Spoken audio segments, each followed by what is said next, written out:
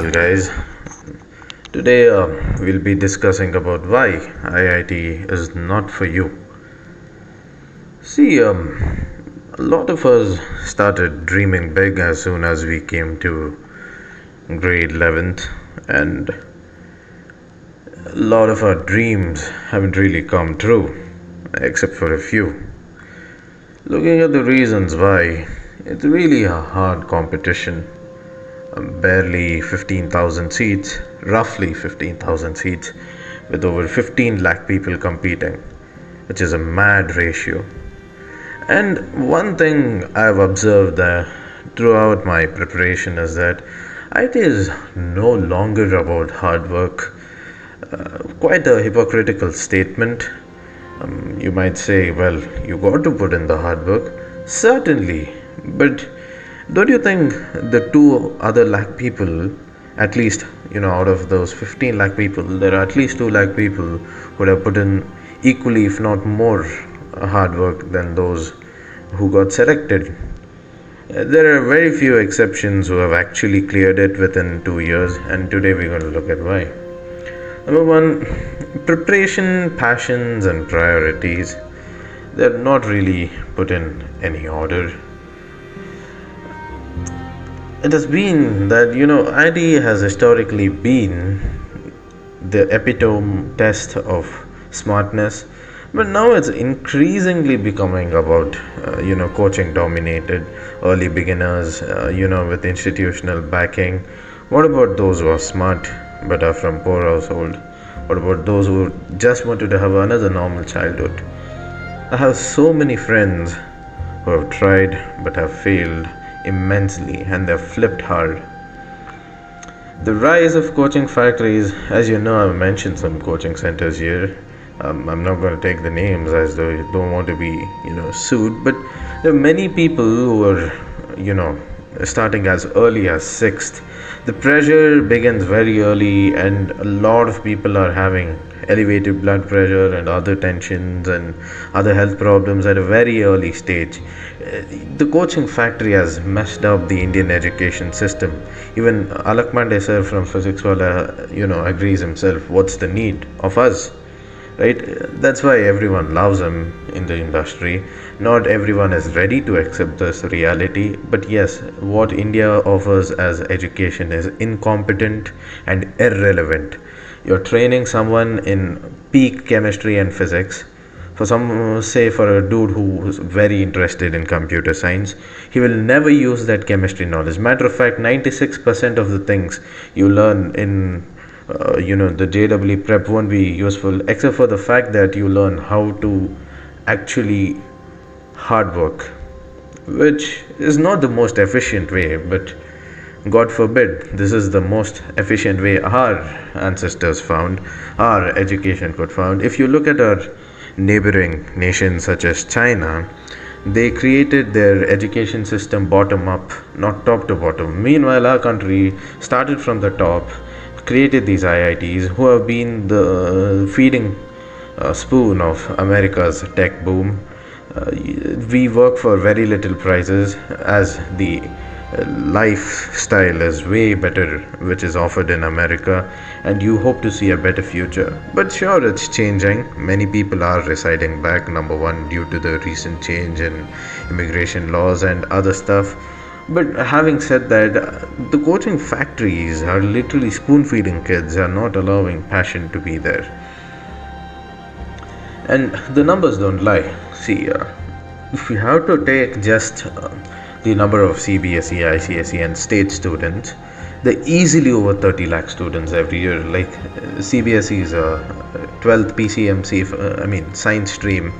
There's well over 22 lakh applicants, out of which a majority passed, and condolences to who failed. But don't you think out of the 30 lakh people that write JEE, at least 10,000 people would have started from 6th or 7th grade? And you have to compete with them for a branch which you like. These are the ones who get the time, they're an added advantage.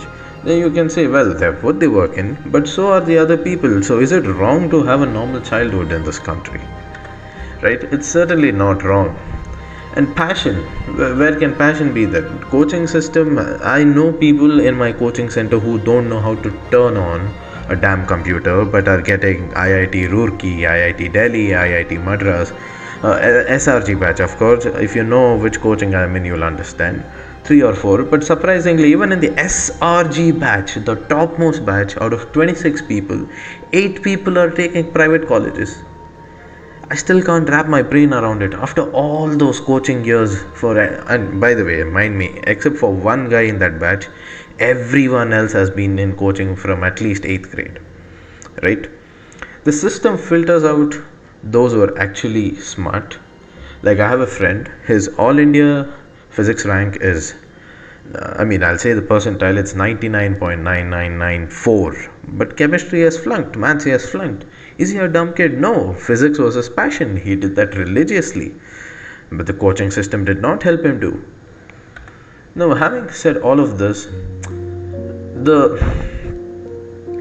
few schools offer it from bloody 6th grade. It's impossible to compete against those kids. Say you're interested in computer science. Out of all my friends I know, 2 people were able to crack computer science in an IIT, and one was in some lower end IIT. He ditched that and he took NIT Calicut. And another friend, he wrote Olympiad. He also started preparing from 7th. He had prepared for IOI and he got in to IIT Madras. Very happy for him, but I couldn't have that luck in me. But again, with these ecosystem, it's hard to compete. And number 3, even take this instance. I had one of my senior, perhaps acquaintance, not necessarily a friend. He used to solve Irodov and Black Book around, in 10th only, right? Not all questions, but some questions. But despite all the effort, he got only EEE in Hyderabad. He wanted CSE. Now he's burnt out, his CGPA is down, it's no longer where it should be, and is worried whether it is, what will be the outcome. Because if getting into IIT is hard, surviving in an IIT is harder, especially if you're in a circuital branches. It's mad computation. You just can't comprehend the amount of competition that's in IIT. It's a place where you work hard to get in so that you can work harder. That's literally what IIT is. If you work hard from bloody 6th grade, 7th grade, it's like you're a monotonous robot. And in some cases, there are people who earn more doing nothing. Like, take this case, take content creators. Not everyone, but all the DDs you look on the Instagram who are ready, in a sense, I wouldn't say expose and be misogynistic, but I would say who are content creating, if you know what I mean, earn more. The Maxi Wali Didi, the Hare Katta, you know who I'm speaking about. But yeah, they make more. If you work hard from 7th grade, you be the best kid in IIT Bombay, you figure out your coding, you do DSA, you do cryptography, you do automata theory, you do anything and everything, abstract algebra. After all of that, say you get into an HFT, your salary will be around 4 crores, which is the highest package. Say if you get into Jane Street, which is banned in India, but still they hire from India because of the talent quality, and they hire only from the top 5 colleges and under 100 rank. But having said that, their base salary is around $100,000. Their overall salary is around $500,000. The base salary will be around $100,000. Joining bonus will be around $100,000, and performance-based bonus, HRA, PFA the rest part will be around $300,000. That includes stock too. So the maximum amount you can actually earn in a year, because see, companies want to minimize their expenses but still keep their customers happy and also the employers happy. So you'll make around $250,000, which if you take in purchasing power parity, you multiply it by 2, it's around 50 LPA job in India because of purchasing power parity. Now you take any other DD who's on Instagram, who just dresses up, puts makeup and does content creation. She well makes over 30 lakhs. There have been instances where these Harai Katta, Meeta, all those influencers have said they make over 25 lakhs and upwards a month. And they don't even have a million followers. And that's the kind of brand deals they get. And they make, imagine making 30 lakhs a month. That is 3.6 crores a year. Even a dude who has worked all his life and cracked an HFT with all mathematics, everything you can think of, he is earning less than a goddamn person with lower IQ. This is the reality. And if you should be ready to accept it, when the reality slaps in, it will hit you hard. But having said that, is the system broken? Yes, certainly. Passion is not a criteria. I feel JEE should be one aspect of selecting into a college. I think US does a great job into selecting by looking at passion, what you've done for that passion, giving scholarship based for the things you've done on the passion. But another question is, are IITs not worth it? No, certainly they're worth it. You say you crack IIT Bombay CS, even if you go and sit in some random interview with 4 or 5 CGPA, you will be offered 12 LPA, which in private college would be a dream. You need 9 CGPA, you need to work your ass off, and you need to put a lot of hard work in.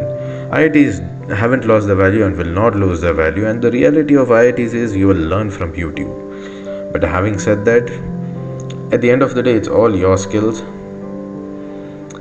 IIT is not life, and this is what I've learned from my journey. I hope it gives you some insight, some hope to do better. And of course, there are many other options. You can crack GATE, you can have a fairly great life doing many other things. So the way forward is to research, take non-linear paths that pay very well, right? There are so many.